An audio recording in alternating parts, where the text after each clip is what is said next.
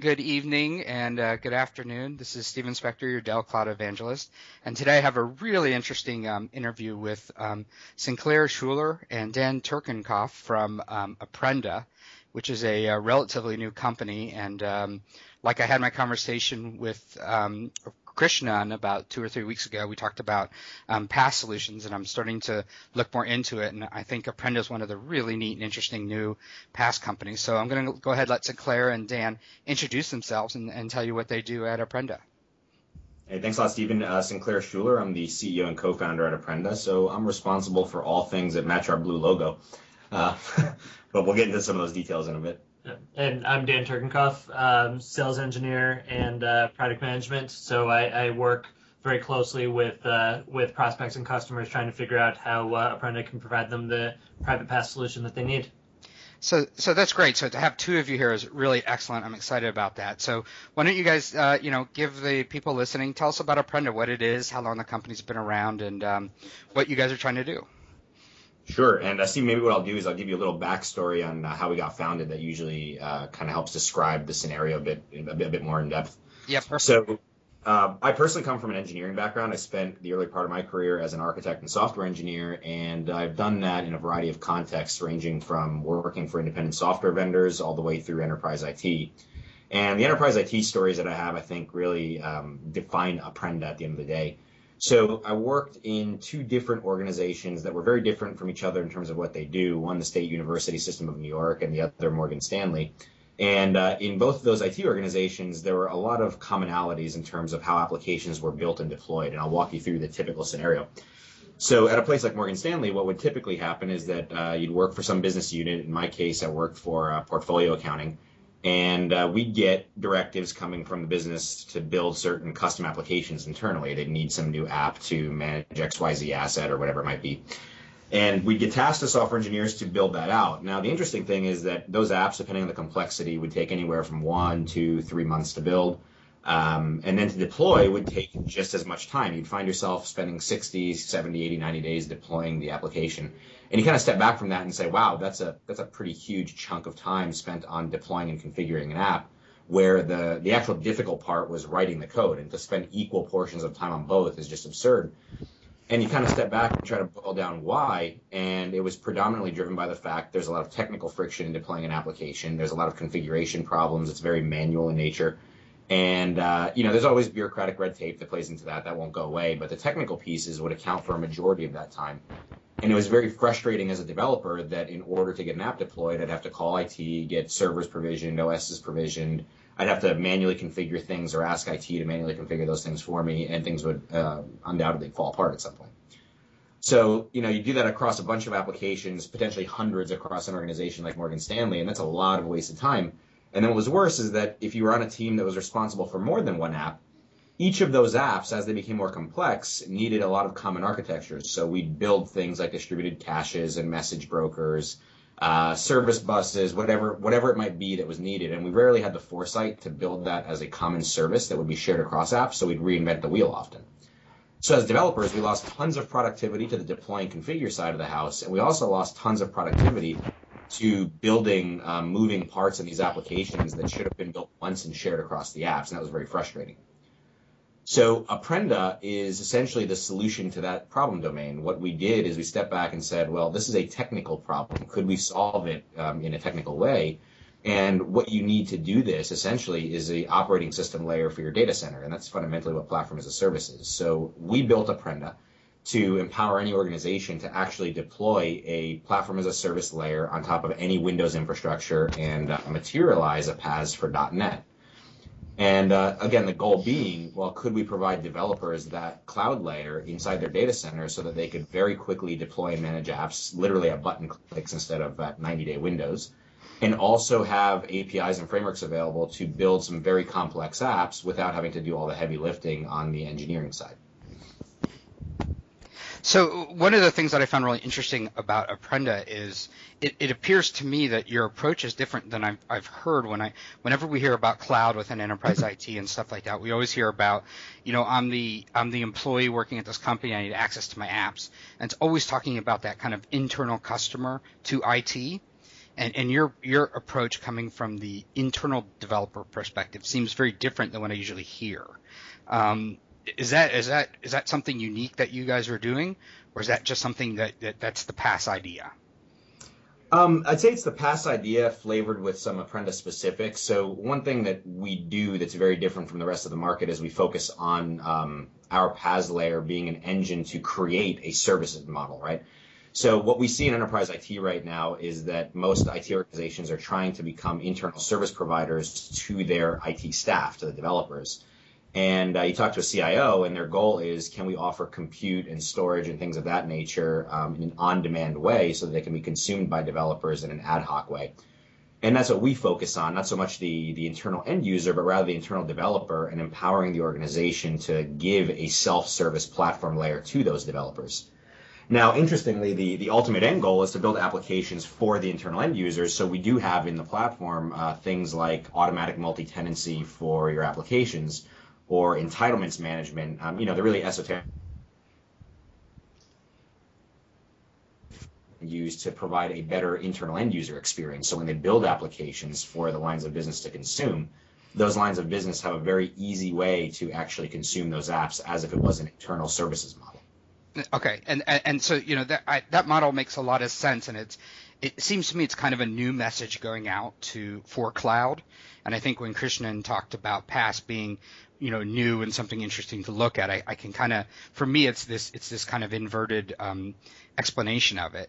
Now, your solution is primarily for private, because you're talking about specifically internally within the IT organization getting those applications. But do you see that you can kind of blow out into almost a hybrid approach where maybe somehow some of these internal applications would reach external customers, or is it kind of limited to private at this time? No, actually, that's a great question. So from a technology point of view, there's nothing about the Apprenda technology that lends itself to private only. In fact, from a demographic perspective, we target three big use cases. One is the private use case you just talked about, helping these IT organizations establish their own internal PaaS. But we're a PaaS engine that can be used to equip other use cases. So, for example, if a hoster or a service provider wants to offer a public PaaS, they can use our technology at the core of that initiative and actually build out an entire platform around Apprenda. And third is the independent software vendor use case. We have in the product a lot of SaaS acceleration capabilities to help transition traditional web-based apps to full-blown Salesforce.com style apps, multi-tenant and all. So our three use cases are really private PaaS, equipping hosters and service providers to run public PaaS, and ISVs. And the corollary to that is that the hybrid scenario becomes very real. This means that symmetry is possible. So if I'm an IT organization, I can have my Apprenda PaaS running internally, but I might know that externally, a services organization like a Dell, for example, might offer an Apprenda, and that my workloads can move back and forth between them. So that level of symmetry becomes very interesting to everybody.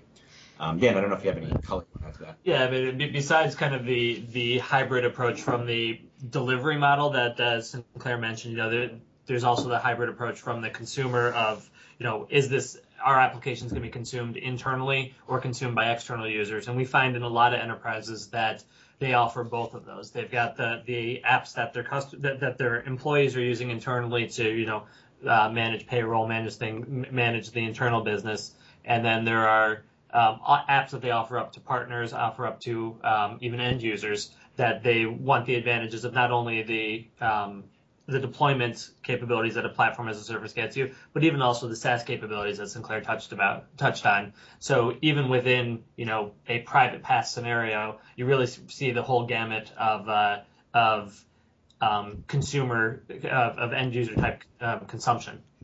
So, okay, I mean, this is amazing, and the fact that your PaaS connects to hybrid, connects to SaaS, I mean, it's opening my eyes as I've studied more with the PaaS that this really is going to be a big wave that's going to hit cloud that quite hasn't hit yet, but I think once people get it, it will certainly open their eyes in IT. So, I'll ask a tricky question, and coming from someone who spent a long time at Citrix, I know how to handle these questions, but I'm sure you do as well. So how does Apprenda's solution play along? Does it play with Azure from Microsoft? Is it a complementary solution? Is it a competitive solution? How do those two solutions relate?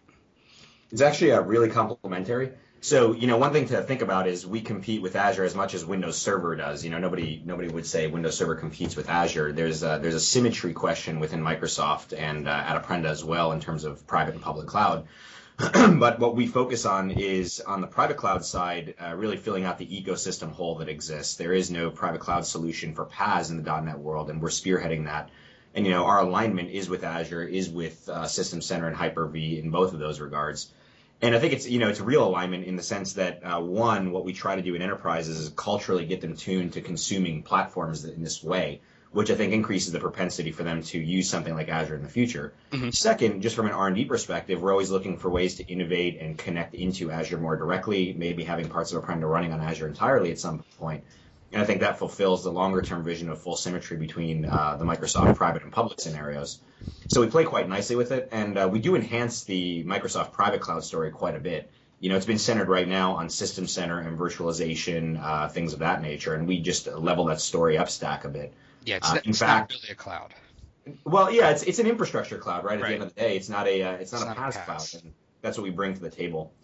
About a month ago, actually beginning of January, we in fact brought on Rakesh Malhotra as our VP of products. He's a gentleman that ran at the time, System Center and some of the private cloud initiatives at Microsoft. So, the DNA is here, and we're just taking that conversation up stack. Okay, so now, obviously I know you guys are doing .NET, and I've been reading about some controversy with PaaS providers talking about whether they should support multiple languages to stay focused on one language. Is Apprenda looking to expand out, or are you really just focused on the Microsoft market, and that's going to be your primary strategy? Just for the record, apologies, but I started that controversy with the blog post. Oh, well, good for you. Well, that shows you I've been reading, so that's a good sign. There's a lot of people going back and forth on that, whether you should do one or multiple. And, it seems to me that the more you do, the more you spread yourself out and you kind of lose focus. But yeah. Is that your approach? Yeah, so our approach is depth over breadth. We passionately believe that on the platform as a service side, if you're doing it correctly, you're going to provide very, very rich value that integrates pretty deeply in the substack. So in our case, for example, we have some very intimate hooks into the .NET runtime. We have intimate hooks into how SQL Server works and IIS works.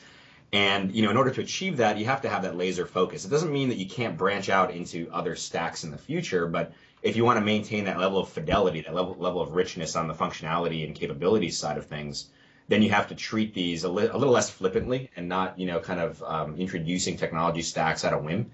Yeah. And I think you see that in other PaaS providers because the support is, and I'm not using this as a pejorative, but it's very shallow.